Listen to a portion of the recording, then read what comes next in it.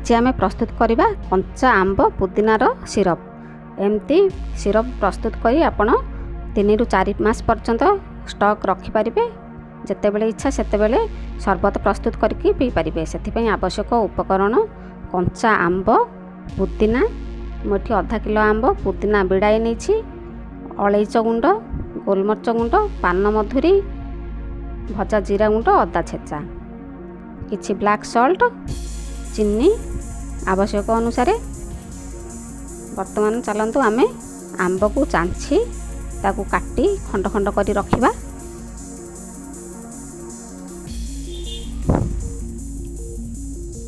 वर्तमान आमर आंब मु चोपा चांछी रखी नहीं, ताकू भल भाव धोई सफा करी तार ऊपर रस गुड़िक खंड खंड करी काटी रखिबा। वर्तमान टांकू को एमती बाहर करनेबा। वर्तमान एठी मु रफली एमती काटी नहीं। वर्तमान पुदीना पत्र गुड़िक तार नाड़ू छिंडे अलगा करी रखिबा। वर्तमान आमर पुदीना पत्र सबू छिंडे रखागला, आपको धोई सफा करी रखिबा। वर्तमान आमे ग्राइंडर जार नेबा। ग्राइंडर जार रे आंब खंड गुड़िक देदेबा। वर्तमान से आमर धोई सफा करी रखिथिबा पुदीना पत्र देदेबा। वर्तमान आमे अलैच गुंड, गोलमर्च गुंड, पान मधुरी गुंड, अदा छेचा, भजा जीरा गुंड देदेबा। दे सारिबा परे ताकू एकदम फाइन पेस्ट करनेबा। आवश्यक पड़े पानी अल्प दे ताकू ग्राइंडिंग करिवे। वर्तमान आरो ग्राइंडिंग कर सारिबा परे ताकू स्टेनर रे दे छाणी नेबा। एमती छाणीबा द्वारा आमर भल स्मूथ हुई पेस्ट आमर रस गुड़िक बाहर।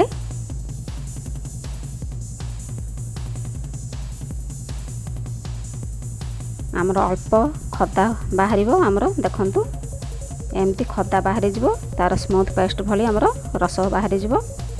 वर्तमान आमे गैस ऑन करी गोटे पात्र बसैबा। सेथिरे आमर आंब आ पुदीनार रस देदेबा। वर्तमान चीनी देदेबा। मु आधा किलो आंब नहीं 3 पाव चीनी देइछि। आपण को आंब केतिकी खट्टा से अनुसार चीनी नेबे। टिके कम बेसी करिले चलिबो। चीनी दे सारिबा परे ताकू लगातार एमती टिके मझरे मझरे घांटुथिबा। चीनी मेल्ट होई से टिके अठालिया पाग हेबा पर्यंत। वर्तमान देदेबा ब्लैक सॉल्ट। ब्लैक सॉल्ट दे सारी पुणी भल भाव मिसई आउ किछि समय घांटी नेबा। से टिके अठालिया हेबा पर्यंत आमर मझिरे मझिरे टिके चेक करुथिबे। एमती टिपरे टिके नहीं। वर्तमान टिके गाढ़ा होई आसिलानी। आमर जेते गाढ़ा हबो सेते आमर बहुत दिन पर्यंत सिरपटी रही पारिबो।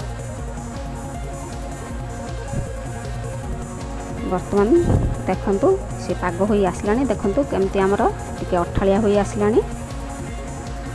यही परी प्रोसेस रे कले से बहुत दिन पर्यंत रहिबो। वर्तमान गैस बंद करी ताकू एकदम ठंडा हेबाकू छाड़िबा।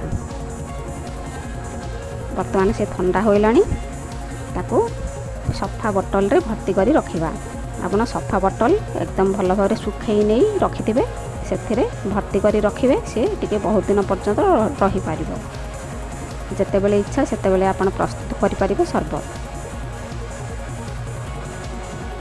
एमती आपण पैक करी फ्रिज रे 4 ରୁ 5 मास पर्यंत रखि पारिबे। जेतेबेले इच्छा सेतेबेले आपण शरबत प्रस्तुत करिबे। वर्तमान चलतु शरबत प्रस्तुत करवा। आमर से ही सिरप रु 2 चामच लाखे देदेबा। 2 चामच लाखे दे सारिबा परे सेथिरे किछि आइस क्यूब देदेबा। आइस क्यूब दे पुणी ठंडा पानी सेथिरे दे भल भाव फेंटी मिसई नेबा।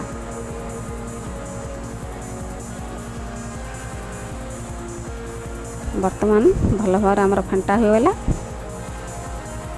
सेथिरे किछि पुदीना पत्र गार्निशिंग करी आपण सर्व करि परिबे, निजे पी परिबे। एमती प्रस्तुत करंतु, पियंतु, ठंडा ठंडा हेल्दी हेती रुहंतु। केमती लागला कमेंट माध्यम रे जणांतु। आउ जदि किछि नुआ रेसिपी जानिबा को चाहुचंदी ताहाले कमेंट माध्यम रे जणाई परिबे। वीडियो देखिबा परे लाइक करंतु, शेयर करंतु, सब्सक्राइब जदि करना मो चैनल सब्सक्राइब करनंतु। धन्यवाद।